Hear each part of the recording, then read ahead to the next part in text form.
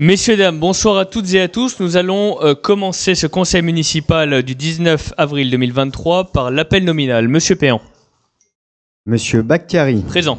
Madame Amozig. Présent. Monsieur Lepont. Présent. Madame Page. Présent. Monsieur Slimani. Présent. Madame Lacroix. Présent. Monsieur Cressin. Présent. Madame Diaby. Monsieur Timofté. Madame Eftekari. Monsieur De Chauvigny. Madame Cissé. Monsieur Denis. Madame Gendard. Monsieur Morera. Madame Amar. Monsieur Bonnet-Meyer. Madame Kalatassan. Monsieur Mahé. Madame Bussolo-Pons. Monsieur Alté. Madame Marteneau. Monsieur Soronellas. Madame Cacher. Monsieur Page. Madame Ovaldé. Monsieur Pilon. Madame Pérouse. Monsieur Havé. Madame Personne. Monsieur Carrard. Madame Ancanca.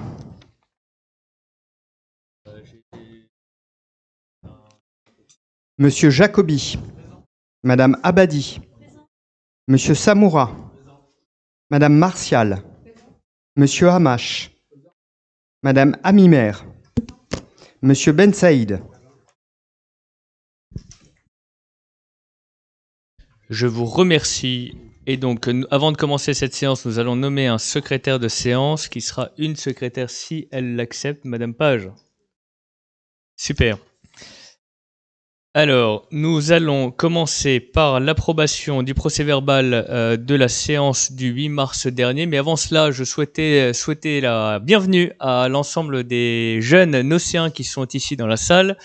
En la personne, bonsoir. Bravo de votre présence, c'est une très belle initiative et je remercie la classe de Monsieur Chouk qui a pris cette initiative, donc les CM2 de l'école Jules Verne. Bravo à vous.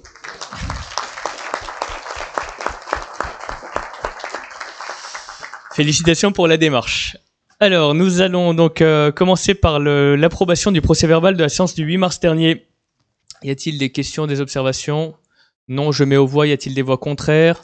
Des abstentions? Bon. 4 abstentions.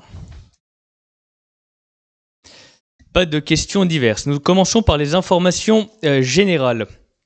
Alors, je fais un point sur le Pass Jeune Citoyen et notamment l'annonce du lancement de la seconde session du Pass Jeune Citoyen qui a commencé le 11 avril dernier.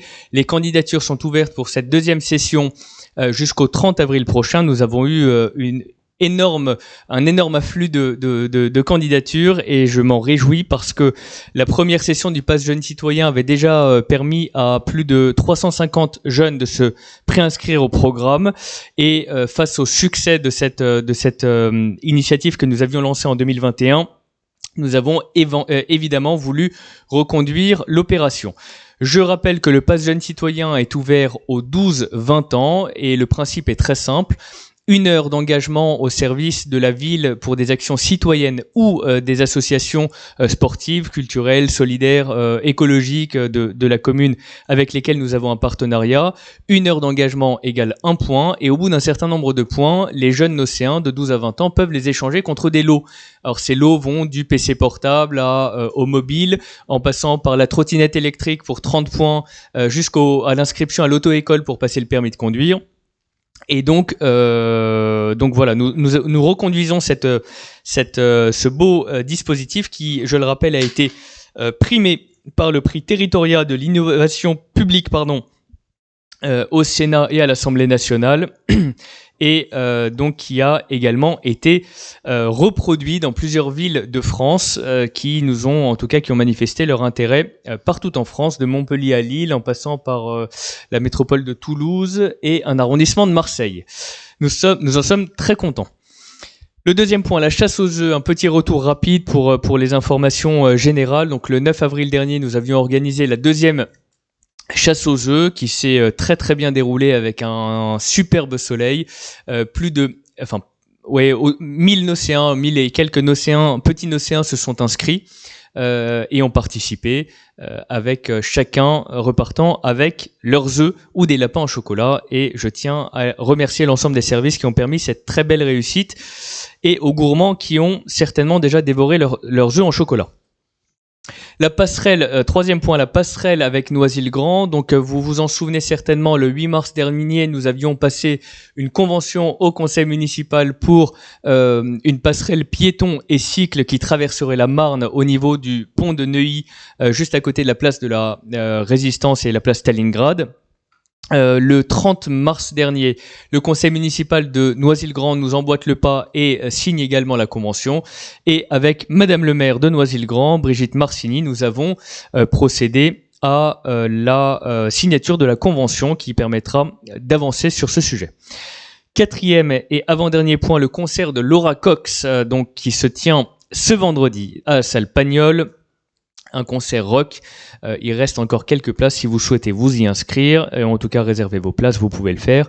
Et le dernier point, nous en parlerons tout à l'heure. 2 brocantes seront organisées à Neuilly-sur-Marne très prochainement. Une le 14 mai dans le secteur des Primes Verts, d'ailleurs les petits nocéans de Jules Verne, vous pourrez y participer. Le 14 mai, donc ce sera au pied de vos habitations, autour du centre culturel Léo Lagrange et de votre école. Et le 18 juin prochain, ce sera dans le centre ancien avec l'association le CAJN, mais on en parlera au prochain conseil municipal. Il me reste à ouvrir le deuxième point de l'ordre du jour, donc la remise des prix dans le cadre du rallye des institutions par Madame la première adjointe, Madame Amozig. Bonsoir à tous. Alors, l'an passé, la municipalité a organisé son premier rallye des institutions avec ses partenaires institutionnels et associatifs pour faire découvrir, sous forme de chasse au trésor, les structures du quartier prioritaire. Face au succès de cette manifestation, elle souhaite donc renouveler l'expérience cette année. Donc, ce rallye des institutions se déroulera le 24 mai 2023 et ira donc à la découverte des structures suivantes: l'atelier des projets, la ludiomédiathèque, les services sociaux du département, la PMI du Nant, la maison du projet, la ménagerie, le centre culturel, le service citoyenneté, prévention. Un joli tour de ville. De quartier. Le rallye comprendra donc 8 équipes de 8 à 10 personnes qui se seront inscrites donc préalablement. Cette chasse au trésor sera récompensée de la manière suivante, lors d'un temps convivial sur le parc des 33 hectares, à savoir donc une carte illicadeau de 30 €, une place de cinéma, 2 entrées pour la patinoire, une place Fit Park pour les 3 premières équipes, un cours d'1 heure d'initiation au centre équestre pour les 2 premières équipes. Et le montant donc des lots qui seront distribués s'élève à 3 677,50 €. Il nous est donc demandé d'adopter les modalités d'attribution des remises des prix comme cela a été proposé ci-dessus. Nous sommes invités à délibérer. Merci Madame la première adjointe. Y a-t-il des questions, des observations? Oui, monsieur.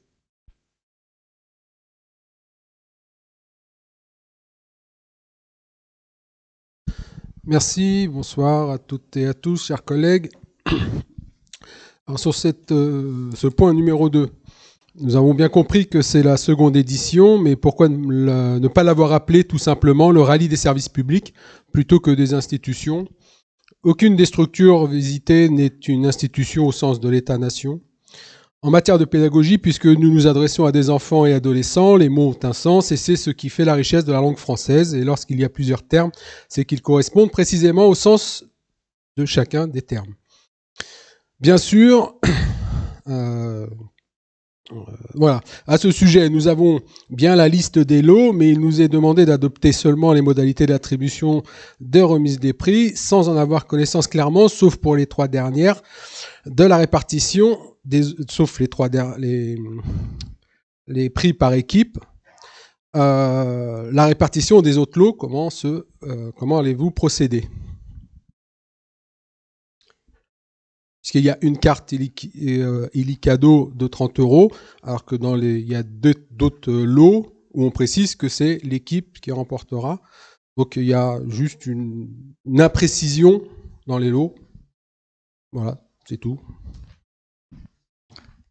Alors c'est un ensemble de lots qui est distribué aux différents participants et donc tout le monde repart avec des lots.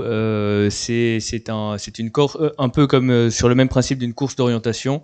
Donc en fait il y a différentes équipes et donc avec un classement avec des participants et un classement des participants qui repartent tous avec des lots. Donc tout le monde repart et à chaque fois ça ravit tout le monde avec l'ensemble des participants et il est important de le dire que derrière chacune de ces structures, on a des services publics ou en tout cas des institutions publiques qui sont derrière. Donc que ce soit la culture où il y a la ville et le ministère de la culture, la PMI, la maison du projet ou CGPGE et la ville qui sont derrière, ainsi que l'ADI ou les autres ou le centre social également. Donc enfin voilà, moi je pense que il faut être synthétique et saluer cette initiative. On la salue, il n'y a pas de problème. Hein. Très bien. Alors, néanmoins, service public, c'est pas un gros mot et ça correspond en réalité mieux. Voilà. Bon. Nous retenons votre proposition. Je mets aux voix. Y a-t-il des voix contraires ? Des abstentions ? Unanimité. Le point numéro 3, Monsieur Pilon sur le PIMS mobile et notamment sur l'aspect accès aux droits. Bonsoir, monsieur le maire, mesdames et messieurs les élus, chers collègues. La convention de partenariat conclue avec l'association PIMS de Noisy-le-Grand, donc le point d'information médiation multiservice initié en 2021, est arrivé à échéance et doit aujourd'hui être renouvelé. Comme nous avions pu vous le présenter alors, la plateforme mobile du PIMS est labellisée France Service par les services de l'État et permet de renforcer la présence des services publics sur le territoire. Lors des permanences sur la ville, des agents médiateurs accueillent, orientent et accompagnent les habitants dans un bus aménagé pour leurs démarches administratives, 2 demi-journées par semaine, avec une possibilité de programmer une demi-journée supplémentaire en fonction des disponibilités du PIMS. Cette permanence se tient aujourd'hui tous les jeudis de 9h à 12h30 sur le parvis de l'hôtel de ville et de 14h à 17h30 sur le parking de la patinoire où la fréquentation est très importante. Cette permanence, gérée par une structure associative, facilite l'accès des administrés aux services publics et leur permet de bénéficier d'un accompagnement personnalisé. En effet, face à l'augmentation des démarches en ligne, nombreux sont celles et ceux que les démarches en ligne, les difficultés à obtenir un rendez-vous avec le bon interlocuteur, la méconnaissance des circuits administratifs, privent de leurs droits fondamentaux. Je tiens à préciser que les services proposés sont complémentaires de l'offre municipale. Il s'agit d'aller vers les habitants, habitantes, pour être au plus près de leurs besoins et répondre au mieux à leurs attentes. C'est aussi réunir dans un lieu unique et de proximité les principales administrations de services publics, les ministères de l'Intérieur, de la Justice, des Finances publiques, ainsi que Pôle emploi, l'assurance retraite, l'assurance maladie, la CAF, la Poste, ou encore la mutualité sociale agricole. Les statistiques de 2022 montrent que le dispositif répond à une réelle demande et que celui-ci rencontre un fort succès auprès des Nocéens, puisque ce sont près de 1173 motifs d'accueil qui ont été traités concernant 348 personnes. 70% des personnes sont des femmes. La part des aînés et des personnes de plus de 62 ans est très importante. Les principales demandes concernent notamment la Caisse primaire d'assurance maladie, soit 30% des demandes, l'Agence nationale des titres sécurisés, la Caisse d'allocation familiale et la Caisse nationale d'assurance vieillesse. Les demandes dites hors domaine France Service sont estimées quant à elles entre 20 et 30% et concernent principalement les titres de séjour, les demandes de logement social ou encore les chèques énergie. En résumé, la commune a la volonté de faciliter l'accès aux services publics des Nocéens en leur permettant d'accéder à cette plateforme en renouvelant ce partenariat avec le PIMS Mobile pour une durée de 2 ans à compter du 1er mai 2023. En contrepartie, la ville versera une contribution annuelle de 8 000 € qui constitue une participation aux frais de fonctionnement et de personnel de l'association et éventuellement une contribution supplémentaire de 4 000 € pour une demi-journée supplémentaire. Aussi parce que promouvoir l'accès aux droits est une des priorités pour notre majorité municipale, dans une dynamique de réduction des inégalités sociales, territoriales et numériques que s'inscrit ce projet, il est demandé à l'Assemblée d'approuver les modalités et le financement du partenariat, tel que défini dans la convention jointe en annexe, d'autoriser Monsieur le maire ou son représentant à signer la convention de partenariat avec le PIMS Mobile de Noisy-le-Grand, d'autoriser le versement des contributions annoncées. Les élus sont invités à délibérer. Merci beaucoup, Monsieur Pilon, pour cet exposé et je salue cette très belle initiative que nous avions mise en place en 2021 et qui a permis quand même à 1173, enfin en tout cas motifs d'accueil traités pour 348 personnes, avec beaucoup de personnes qui sont dans la tranche d'âge supérieure de la population.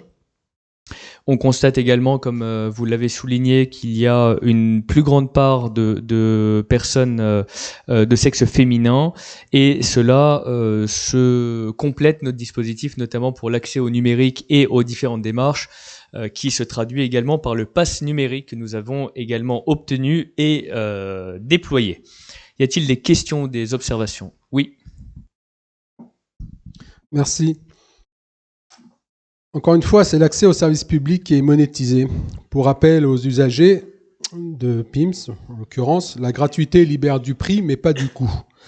Ainsi, le contribuable paye 2 fois, avec ses impôts et via le budget de fonctionnement de la commune. La subvention que vous sollicitez par un vote en délibération, c'est de l'argent qui pourrait être utilisé ailleurs, comme par exemple ne pas diminuer la subvention de certaines associations nocéennes, véritable outil de liens sociaux entre les habitants, mais aussi compenser les frais engendrés à l'occasion d'initiatives par les associations sportives pour promouvoir leurs activités dans le cadre de journées portes ouvertes ou la fête de fin de saison. Nous le répétons, derrière les chiffres, il y a des choix. Et cette fois-ci encore, ce sont les Nocéens et Nocéennes qui, indirectement, payent un service dont les missions incombent aux centres sociaux, les permanences de la CAF, le CCAS, le réseau d'écrivains publics et la cyberbase pour lutter contre la fracture numérique. Enfin, même si les entreprises partenaires sont pour l'essentiel à capitaux publics, nous ne sommes pas à l'abri de captation de données personnelles ou de placement de produits issus de leurs filiales, car dans ce modèle, quand c'est gratuit, c'est aussi vous le produit. Une dérive qui ne pourrait pas se produire avec des fonctionnaires. Merci. Monsieur Hamache, je me souviens parfaitement du conseil municipal de 2021 où nous avions passé ce dispositif et à l'époque l'opposition s'était également positionnée avec une grande hostilité à ce dispositif, ce que je déplore parce que quand on a 350 personnes qui sont complètement coupées du numérique et à qui on permet d'avoir accès dans un guichet unique, dans une même camionnette qui vient soit au pied de la mairie, soit au pied de la patinoire, 2 fois à 2 moments dans la semaine pour faire le lien dans toutes les démarches administratives, et Dieu sait qu'elles sont nombreuses et complexes, avec la CPAM, les finances publiques, l'ANTS pour faire ses papiers d'identité, la CAF, la Caisse nationale d'assurance vieillesse, la Caisse nationale d'assurance maladie, la Poste et je ne sais quelle autre structure administrative d'une complexité folle, parce qu'à chaque fois, pour chacune de ces institutions, vous devez créer un mot de passe et un compte dont vous perdez les codes et les identifiants dès lors que vous l'avez créé. Je pense qu'on ne peut que saluer ce guichet unique qui est mis en place. On essaye de faciliter les choses, de faciliter les démarches et l'accès aux services publics. Alors, vous pouvez critiquer le fait qu'on mette cela en place encore comme en 2021. C'est votre droit le plus absolu. En tout cas, je le déplore. Oui. Bonsoir. Au fait, je vais vous le dire différemment. On ne critique absolument pas. On souhaite que ce genre de service subsiste. La seule chose qu'on souhaite, c'est pas ce que vient de dire Monsieur Hamache. Non, il a dit qu'on aimerait bien qu'il soit internalisé, qu'il soit pas externalisé. L'idéal, c'est que le guichet unique, il soit au sein de la mairie et non à travers ce genre d'association. Ça veut dire, grosso modo, trouver quelqu'un, je sais pas, au sein de vos services, au sein des services de la mairie pour faire ce genre de service. Et mais tous les jours, pas une fois par semaine ou 2-3 fois par semaine. Merci. Monsieur Ben Saïd, depuis 2021, ce que je déplore, c'est que vous ne vous êtes absolument pas intéressé à ce dispositif. Si vous vous étiez intéressé un tout petit peu à ce dispositif, vous auriez compris la simplicité du dispositif. PIMS a un référent partout dans ses institutions. Pardon, mais la ville de Neuilly-sur-Marne ne va pas mettre un agent à la poste, aux impôts, à la CAF, à la Caisse nationale vieillesse, à la Caisse nationale d'assurance maladie, parce qu'on n'en a absolument pas le droit. Là, c'est une convention avec l'État qui permet de le faire. C'est la préfète... C'est la préfète... Monsieur, m'interrompez pas, je référent à la mairie pour tous les services. Non, mais attendez. Non, monsieur Hamache, monsieur Ben Saïd, je vous demande de pas m'interrompre, je termine mon explication. Déformez pas ce que je dis. Non, monsieur Ben Saïd, c'est franchement agaçant. C'est réciproque. Bon, allez, puisque vous voulez pas écouter, je mets aux voix. Y a-t-il des voix contraires? Oui, monsieur Soronellas.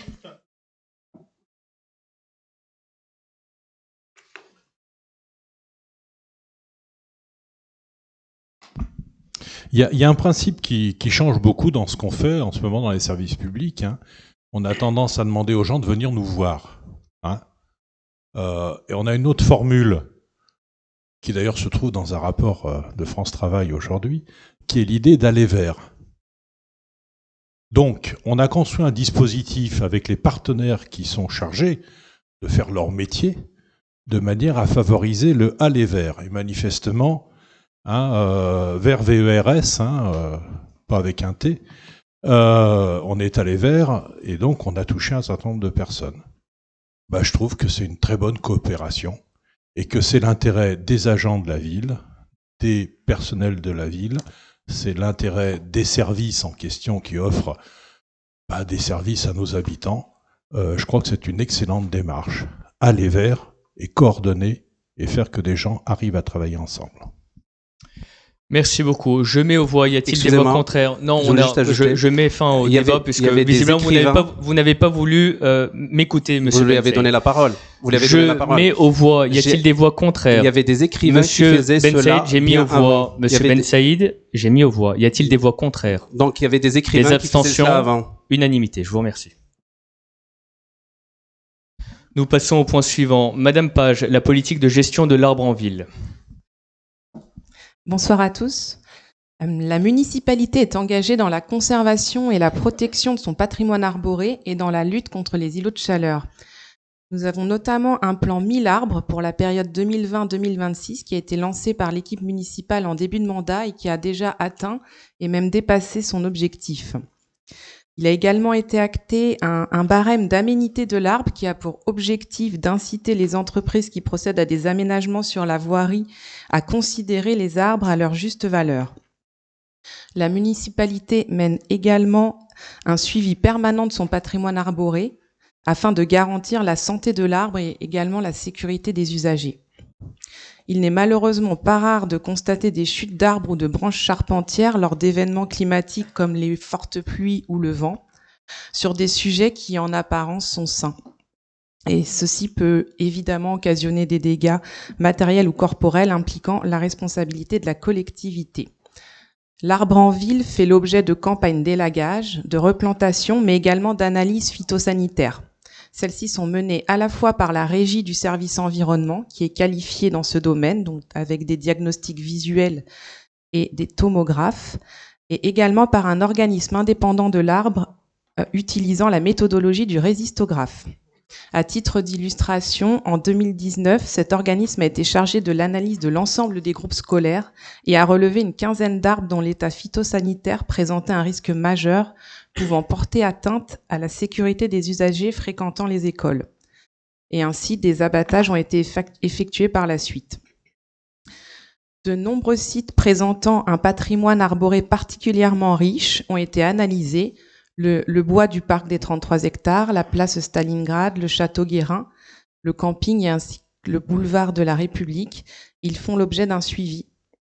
Afin de contractualiser l'engagement de la collectivité sur cette politique de l'arbre, il nous est proposé d'approuver la mesure compensatoire d'une replantation systématique sur la ville de 3 arbres à la suite d'un abattage d'un arbre pour des raisons sanitaires, sécuritaires ou dans le cadre de contraintes d'aménagement. Et nous sommes invités à délibérer. Merci beaucoup Madame Page. Donc nous poursuivons évidemment le plan 1000 arbres, même si nous avons déjà atteint l'objectif qui était fixé pour 6 ans. Le plan canopé permet quand même de limiter les abattages d'arbres puisque il y a des contraintes quand même assez importantes pour toutes celles et ceux qui voudraient s'aventurer à cela. Et donc nous adjoutons une auto-obligation pour nous de replanter au moins 3 arbres si un arbre devait être abattu pour des raisons sanitaires, sécuritaires et autres. Y a-t-il des questions, des observations? Oui. C'est juste une observation en fait. C'est juste nous souhaitons saluer le travail du service des espaces verts qui font ce travail-là. Nous les remercions infiniment. Merci monsieur. Y a-t-il des voix contraires, des abstentions? Unanimité. Je vous remercie.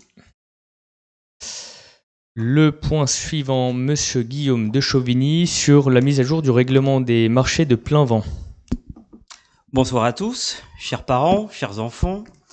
Les marchés de la ville de Neuilly-sur-Marne, c'est comme à l'école, il y a un règlement intérieur. Et par la délibération du 30 juin 2022, on a adopté un nouveau règlement intérieur. Et comme les choses changent et les choses évoluent, aujourd'hui, on doit voter 3 nouvelles choses. Agrandir le périmètre du grand marché de la patinoire, que vous connaissez sûrement, solutionner les difficultés de fonctionnement du petit marché de Maison Blanche et de modifier la fréquence du petit marché Saint-Baudile qui devient hebdomadaire. Et donc, il est demandé à l'Assemblée, à vous, chers collègues, d'approuver donc la mise à jour du règlement des marchés municipaux de Neuilly-sur-Marne et d'autoriser le maire, ici présent, ou son représentant, à signer tout document nécessaire à l'exécution de cette présente délibération. Les élus sont invités à délibérer. J'essaie d'être pédagogique. Très bien, merci monsieur de Chauvigny pour cet effort de pédagogie. Y a-t-il des questions, des observations? Oui. Oui, monsieur de Chauvigny, qu'est-ce que vous voulez dire par solutionner les difficultés de fonctionnement de marché de Maison Blanche? Nous, on a compris qu'il a été, vous avez arrêté ce marché. Non, on l'a transformé en marché de food truck pour le moment, en accord avec les habitants du secteur de Maison Blanche et notamment de l'association sur le secteur, compte tenu de l'absence d'aménagement de la place Louise Labbé. Donc nous attendons que la place Louise Labbé, qui est aujourd'hui un chantier interminable géré par Grand Paris Aménagement, voit la fin de ce chantier. Donc en principe, à la fin de l'été, nous aurons, début de l'été, nous devrions avoir la fin de la place et l'implantation des commerces d'ici la fin de l'été, début de l'automne. Y a-t-il d'autres questions? Je mets aux voix. Y a-t-il des voix contraires? Y a-t-il des abstentions? C'est adopté. Je vous remercie. Madame Ovaldé, la vente au déballage et notamment la convention de partenariat pour l'organisation de la brocante des primes verts.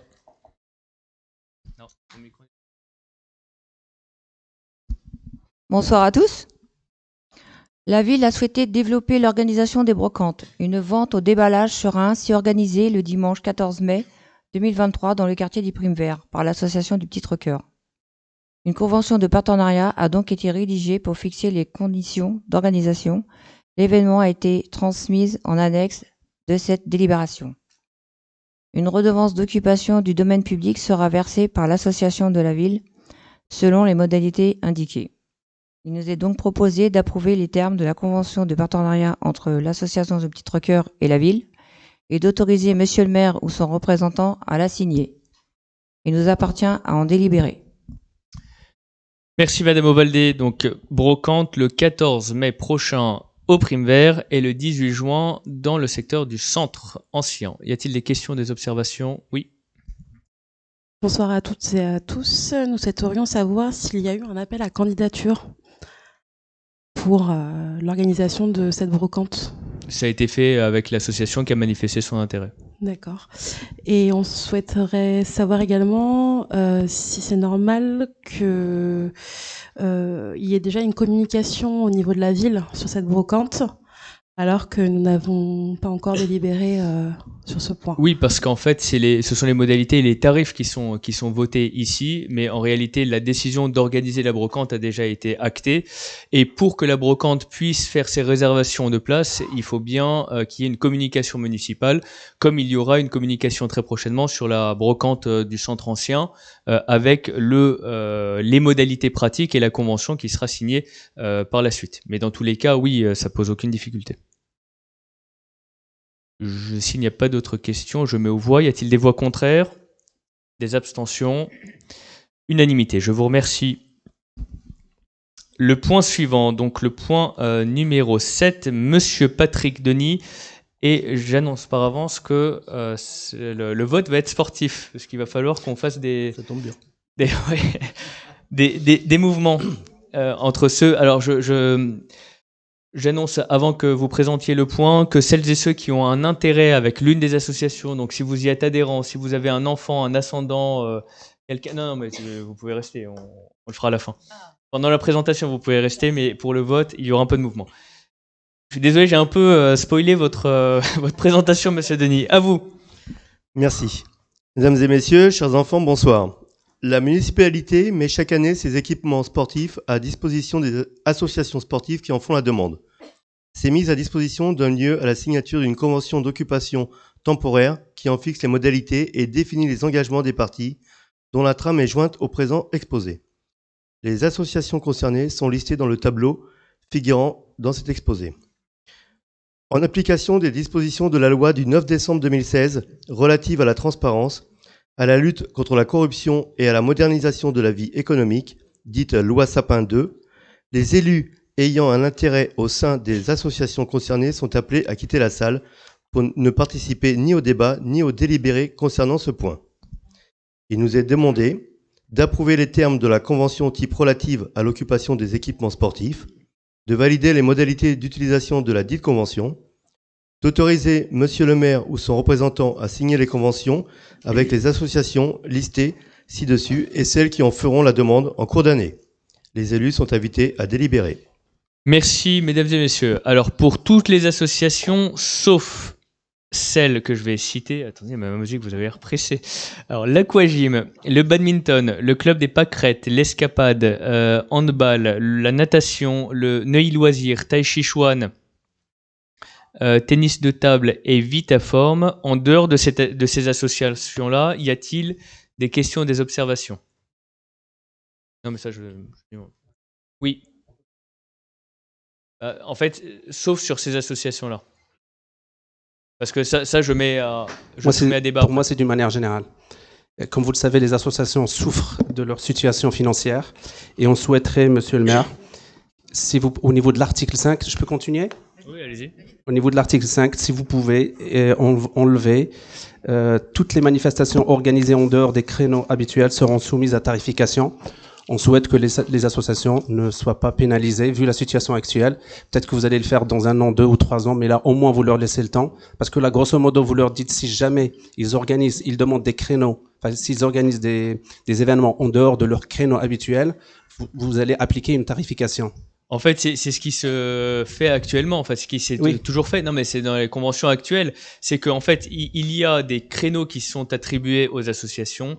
Et si, enfin, généralement pendant les vacances ou quand il y a des choses en particulier qui sont organisées et que les créneaux sont remodifiés, ça ne pose pas de difficulté. C'est si en cours d'année on veut prendre le créneau de quelqu'un d'autre ou faire une autre organisation, là pour le coup c'est une tarification payante.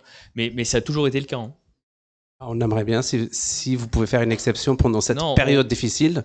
Si on peut pas on peut éviter règles, de les faire payer. C'est pas une règle, c'est pour tout le monde la règle. C'est pour tout le monde. Hein. J'ai entendu votre remarque, mais en tout cas c'est les mêmes modalités qui sont reprises. On fait simplement une convention qui reprend l'ensemble des éléments.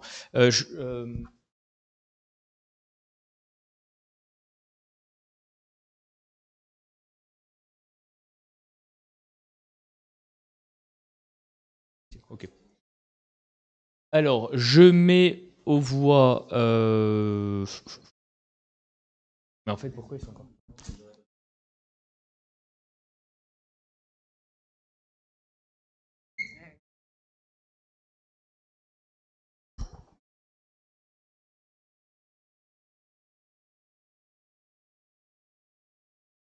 Alors, restez près de la porte. Restez près de la porte. Non, rentrez, mais restez près de la porte. Ah, ils sont partis trop tard. Non, restez près de la porte, messieurs, dames. Restez près de la porte. Ici. S'il vous plaît, monsieur Samoura. Ici. Ok, donc nous allons mettre aux voix toutes les associations, sauf celles que j'ai citées tout à l'heure. Y a-t-il des voix contraires? Des abstentions? 4 abstentions. Très bien. Pour le tronc commun, est-ce que vous allez maintenir le même vote pour tous? Oui. Ok. Alors maintenant, un par un, on va vous demander de sortir, mais un par un. Pour l'aquagym, ouais. Alors tout le monde a le droit de... Voilà. Pour l'aquagym, même vote. Si vous voulez manifester un vote différent, vous levez la main. Même vote. Ok, c'est bon. Le badminton. Cachez-vous quand même qu'on vous voit pas. Même vote. Ok. Vous pouvez revenir le badminton. Le club des pâquerettes.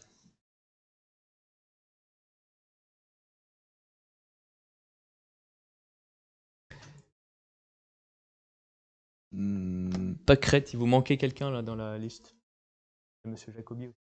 Regardez bien qui sort. C'est pas sur le... Ouais. Même vote. Vous pouvez rentrer.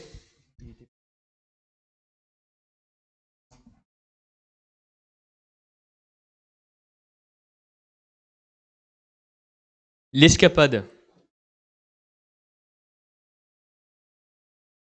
C'est l'escalade, ouais. David. Même vote. Même vote. Vous pouvez rentrer. Le handball. Et ceux qui rentrent et qui ne sont pas rappelés derrière, vous pouvez vous réinstaller. Même vote. C'est bon. Vous pouvez rentrer. La natation.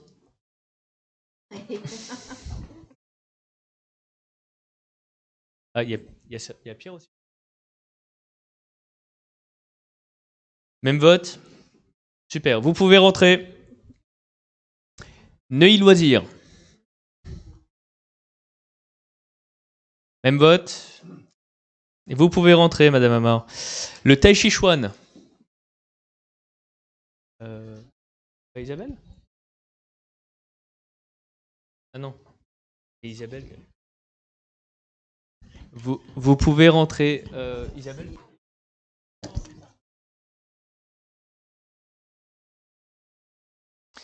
Merci. Le tennis de table. Et vous êtes dans combien d'associations, monsieur Havet?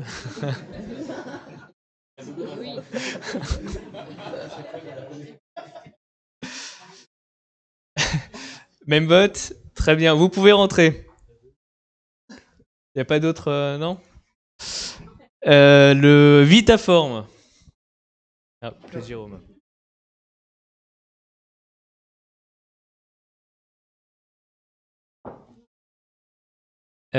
Très bien. Le tennis de table, j'ai déjà fait? Oui. Et tous en forme, du coup. Même vote. Super. Merci, Madame Perrose. Vous pouvez rentrer. Merci à toutes et à tous. Alors, Monsieur Alté, à vous, sur le complexe de tennis et la convention de mise à disposition. Merci, Monsieur le maire. Bonsoir, chers collègues. La ville de Neuilly-sur-Marne est propriétaire d'un complexe de tennis situé aux 35 rue du 11 novembre. Il est géré par l'association Tennis Club de Neuilly-sur-Marne à la suite d'une procédure de délégation de service public qui a pris fin au 31 décembre 2022. La municipalité et l'association se sont rapprochés afin de convenir d'un mode de gestion plus souple et plus équilibré pour tous. La convention jointe en annexe détaille les modalités de la mise à disposition et les engagements réciproques des parties. Elle sera conclue jusqu'au 31 décembre 2023. Il est donc demandé, chers collègues, à l'Assemblée d'approuver les termes de la convention d'occupation temporaire à intervenir avec l'association TCNM et d'autoriser Monsieur le maire ou son représentant à signer la dite convention jointe en annexe. Les élus sont invités à délibérer. Merci Monsieur Alté. Y a-t-il des questions, des observations? Non, je mets aux voix. Y a-t-il des voix contraires? Des abstentions? Unanimité. Attendez, non, pas du... non. Est-ce qu'il y a des personnes qui sont au club? Ah bah oui. Allez, dehors.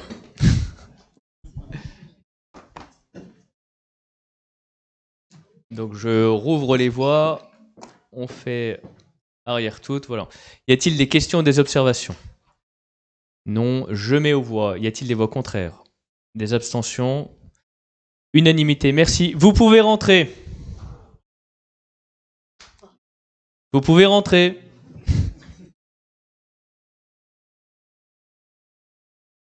Donc, Patrick, Antoine, Anne.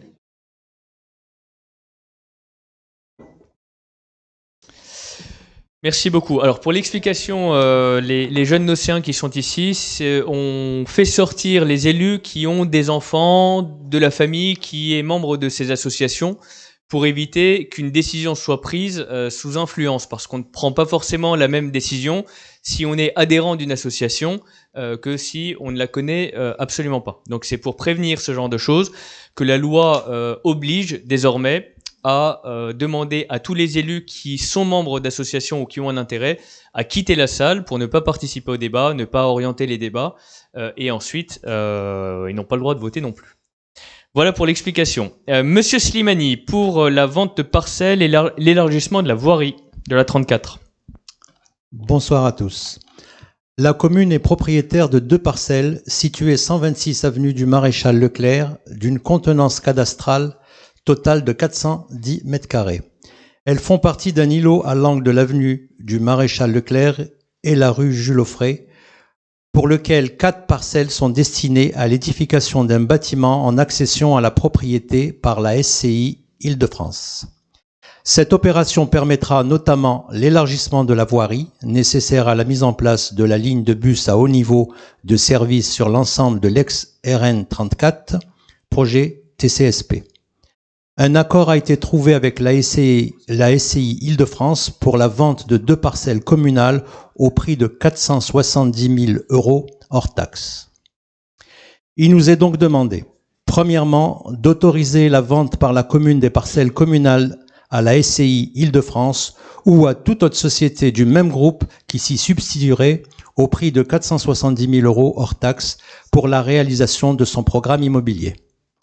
Deuxièmement, d'autoriser la SCI Île-de-France à déposer une demande de permis de construire pour le programme de construction. Troisièmement, d'autoriser Monsieur le maire ou en son représentant à signer l'acte authentique et tous les actes nécessaires à la réalisation de cette vente. Enfin, de désigner l'office notarial de Neuilly-sur-Marne, 56 rue Théophile Gobert, pour la rédaction de l'acte authentique constatant le caractère définitif de la vente. Nous sommes invités à délibérer. Merci Monsieur Slimani. Y a-t-il des questions, des observations? Oui, monsieur.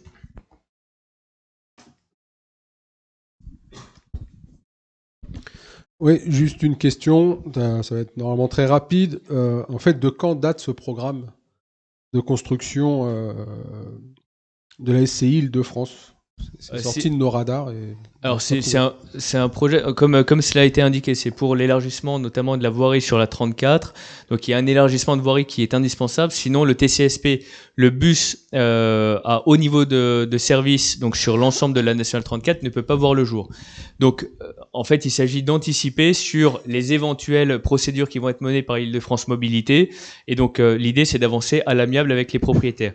Donc les 2 propriétaires des autres parcelles, eux, étaient déjà en discussion avec différents opérateurs depuis longtemps. Alors ça a été revu, le projet a été revu. On a revu à la baisse le nombre les hauteurs de bâtiments, puisqu'avec le nouveau PLU, on ne peut plus monter à 6 étages, mais à 4. avec plus de pleine terre, donc moins d'emprise au sol, avec 2 niveaux de sous-sol et voilà, donc un projet plus qualitatif.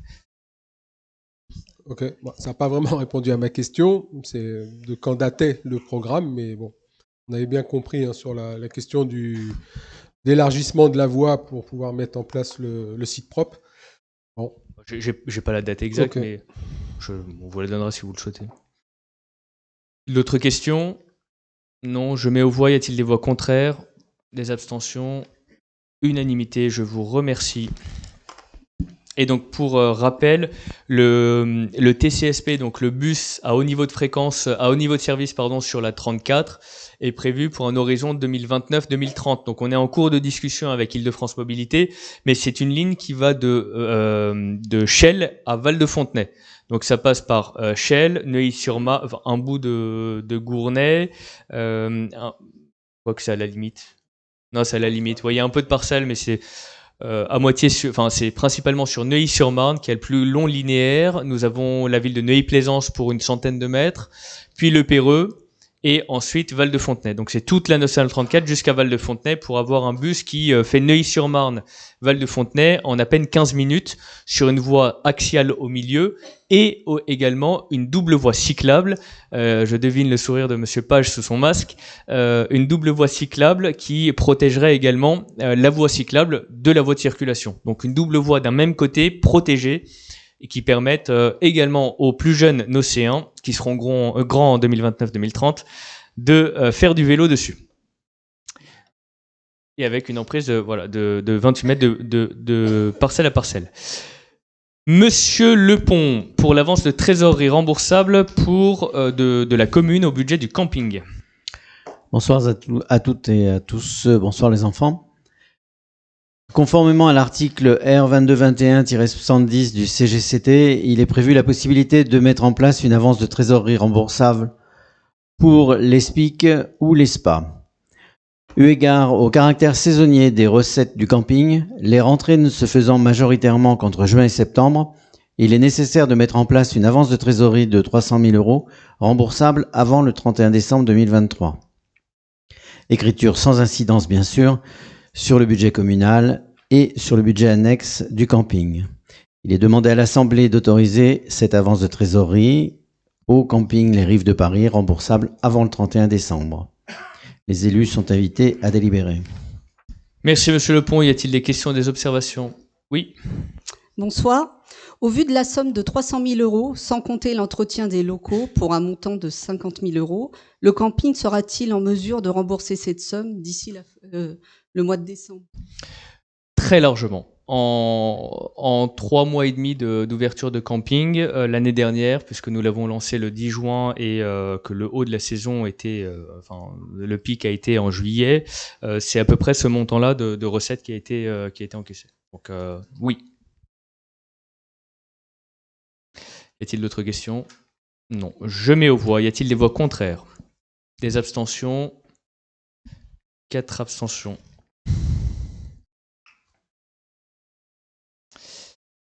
En tout cas, j'invite tous les Nocéens qui souhaitent venir visiter le camping. Il y aura une journée porte ouverte très bientôt, une fois qu'on aura l'assurance d'avoir des beaux jours, parce que c'est un peu compliqué en ce moment.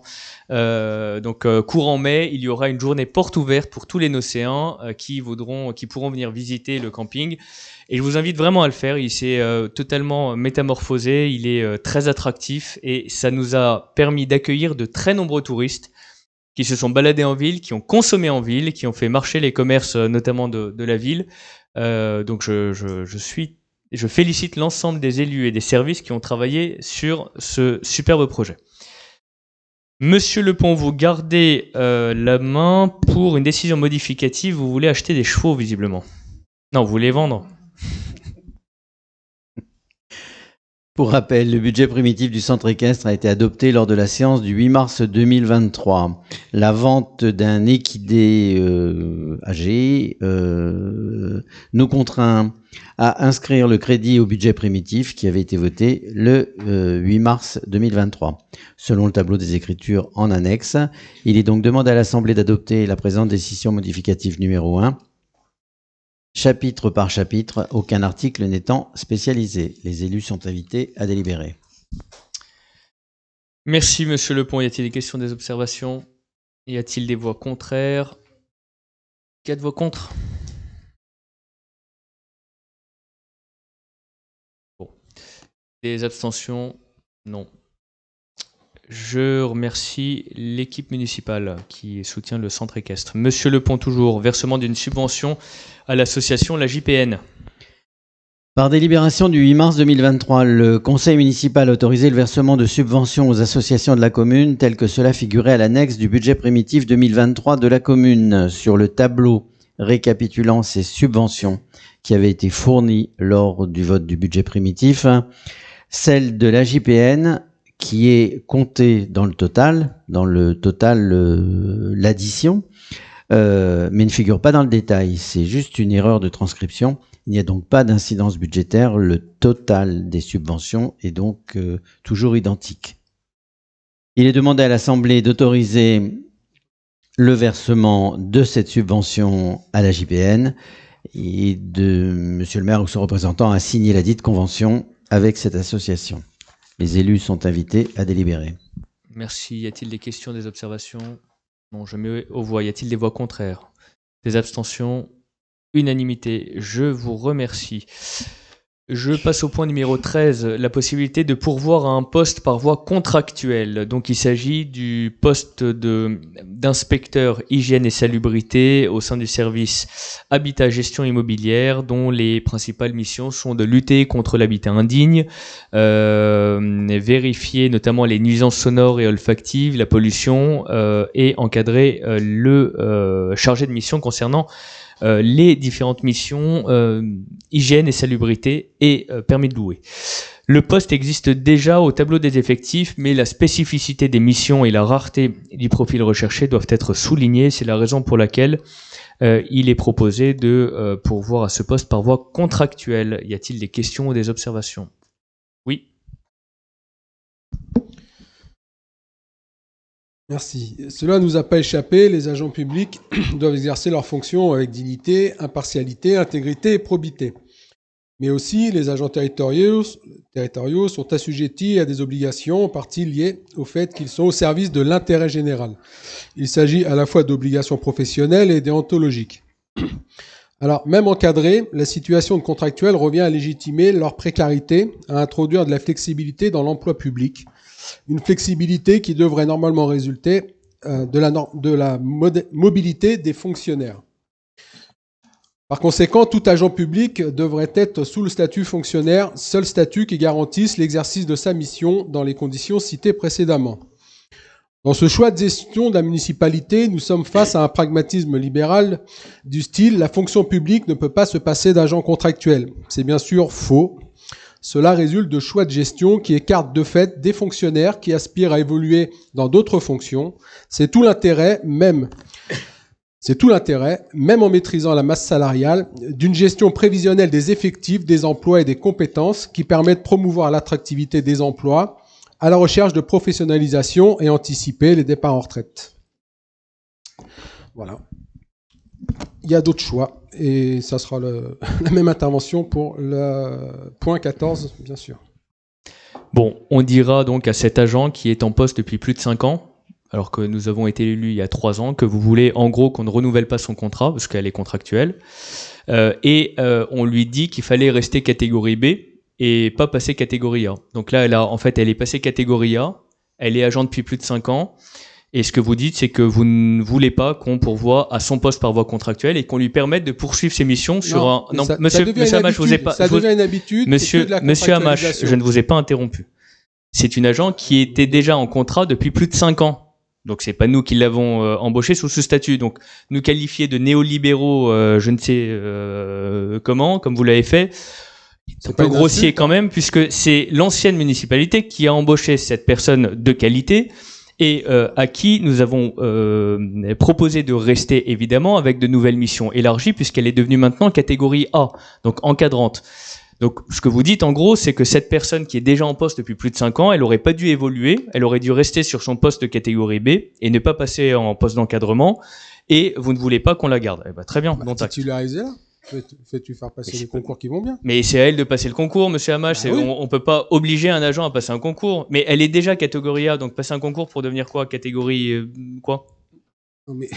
Ah non. Excusez-moi. Bah, mais non, enfin, monsieur Hamache, si vous voulez faire des déclarations sans vérifier, ne serait-ce qu'un tout petit peu le fondement et la pertinence de vos interventions, juste pour le principe de dire, on est contre les contractuels, d'accord, mais c'est une réalité, et cette personne est en poste depuis plus de 5 ans. La situation mais elle est en poste depuis plus de 5 ans, monsieur Hamache. Ouais, donc vous voulez dire à cette personne, on vous renouvelle pas et on va prendre un fonctionnaire.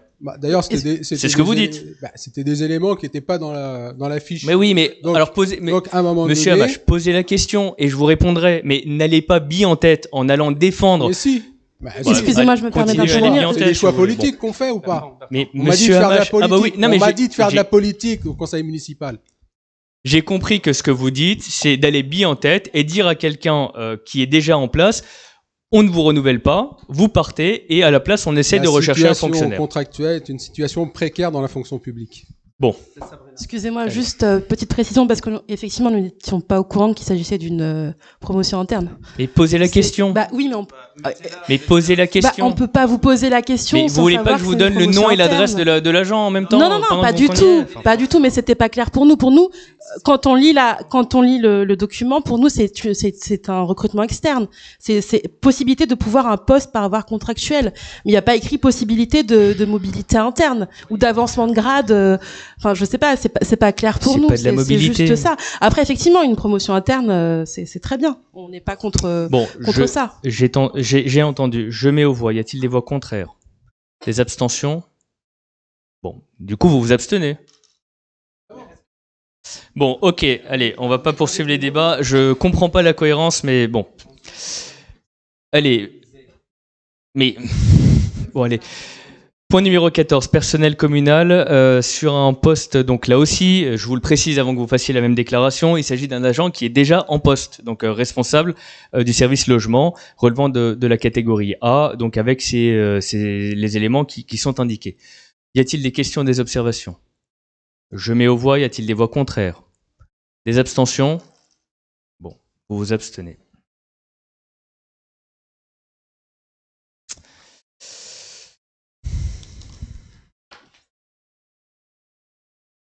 Madame Eftekari, faites-nous un peu voyager. Dans la microfolie. Bonsoir à tous, bonsoir les enfants. La candidature de la ville de Neuilly-sur-Marne a été retenue dans le cadre de l'appel à projet porté par l'État pour le déploiement de la microfolie en Île-de-France. Notre Assemblée a ainsi autorisé la ville à adhérer au réseau de la microfolie, ce qui lui permet de bénéficier à l'accompagnement en ingénierie technique, de l'accès au catalogue d'œuvres virtuelles, aux applications de médiation, aux ressources des établissements nationaux partenaires. Pour rappel, à Neuilly-sur-Marne, la microfolie complète le projet d'éducation artistique existant, qui s'appelle Une œuvre à soi. Il s'agit de créer des passerelles entre les enseignements artistiques, expositions proposées et le musée numérique. Le soutien de l'État se traduit également par le financement d'un poste d'adulte relais sous forme de subvention dont le versement est conditionné à la signature d'une convention entre l'État et l'employeur. La personne recrutée devra répondre aux critères de la convention, qui est joint donc après le document. L'adulte relais participera notamment aux actions de la médiation culturelle. En conséquence, nous sommes invités à autoriser Monsieur le maire ou son représentant à signer la convention adulte relais avec l'État pour le financement du poste. Il nous appartient d'en délibérer. Merci. Merci Mme Eftekari. Y a-t-il des questions et des observations? Non, je mets aux voix. Y a-t-il des voix contraires? Des abstentions? Unanimité. Je vous remercie. Madame Kalatassan, à vous pour le renouvellement de l'agrément pour accueillir des jeunes en service civique. Bonsoir à tous. Le service civique est un engagement volontaire pour les personnes de 16 à 25 ans afin de servir les valeurs de la République et de contribuer à un projet collectif en accomplissant une mission d'intérêt général. Les missions sont dispensées sur des thèmes tels que la solidarité, l'environnement, la culture et le sport. La ville de Neuilly-sur-Marne souhaite renouveler son engagement dans ce dispositif et propose des missions telles que le soutien à la culture et au sport, ainsi qu'un animateur pour les centres culturels et numériques. La collectivité prend en charge la participation obligatoire pour l'organisme d'accueil et verse une contribution financière complémentaire pour chaque volontaire en plus de l'indemnité mensuelle versée par l'État. La délibération est demandée pour autoriser la mise en place du service civique. Merci Mme Karetassan. Y a-t-il des questions ou des observations? Non. Je mets aux voix. Y a-t-il des voix contraires? Des abstentions? Unanimité. Je vous remercie. Modification du tableau des effectifs. Donc vous avez l'ensemble des mouvements qui ont été indiqués. Y a-t-il des... Après passage en CST, pardon, maintenant. Y a-t-il des questions ou des observations? Non, je mets aux voix. Y a-t-il des voix contraires? Des abstentions? Unanimité, je vous remercie. Et le point 18, il est proposé de prendre acte des décisions prises en application des articles L2122-22 et L2122-23 du Code général des collectivités territoriales. Donc l'ensemble a été transmis. On en prend acte, oui. C'est une prise d'acte. Donc, si vous voulez poser des questions sur les demandes, vous nous écrivez et on vous répond. Non. Création de la régie des recettes. C'est juste pour nous expliquer. Bon, je dis rapidement, mais en fait, sur ces décisions-là, comme c'est des décisions dont on n'a que les références, interrogez-nous ou faites-le nous savoir à l'avance pour qu'on puisse vous répondre. Mais là, je sais exactement de quoi il s'agit. Il s'agit de la carte de stationnement résidentiel qui va être proposée sur différents secteurs de la ville, où il y a pas de place de stationnement en corrélation avec le nombre de places de parking. En gros, il y a des immeubles anciens généralement qui n'avaient pas de place de parking souterrain. Donc, ce qui est proposé dans certains secteurs, à la demande des habitants et dans le cadre des conseils de quartier, ça nous avait été remonté, c'est que certaines zones bleues puissent devenir des zones bleues résidentielles également pour les habitants du secteur. Donc, quand ces personnes habitant le secteur veulent stationner leur véhicule, soit ils mettent leur disque zone bleue, donc il faut le changer toutes les 1h30, soit ils mettent un macaron, donc contre redevance, mais c'est une redevance très faible annuellement. Ça sera payant. Oui, mais c'est une carte résidentielle. C'est une carte résidentielle, donc c'est gratuit, ça reste gratuit sur toute la ville. Les zones bleues restent en bleu, mais il y a une option supplémentaire. Si vous voulez faire du stationnement résidentiel et donc rester sur les zones bleues, quand vous habitez certains immeubles contraints, et ça a été demandé dans le cadre des conseils de quartier, il a été proposé d'opérer cette modification. Ça peut être gratuit aussi, hein. Vous pouvez mettre des cartes résidentielles, mais elles peuvent être gratuites. Mais non, monsieur, parce que c'est pas une zone bleue sinon. Bah si, mais vous pouvez faire ça. Les zones bleues, c'est gratuit. Donc les zones bleues, le principe, c'est de changer le disque toutes les 1h30. Voilà. Sauf que pour certains immeubles qui n'ont pas de place de stationnement, les anciens immeubles du centre ou d'autres secteurs de la ville ont été construits il y a 100 ans sans place de stationnement en dessous. C'est nouveau. Et non, 100 ans, c'est pas nouveau. Le stationnement payant à Neuilly-sur-Marne, c'est pas du stationnement payant, c'est du stationnement gratuit.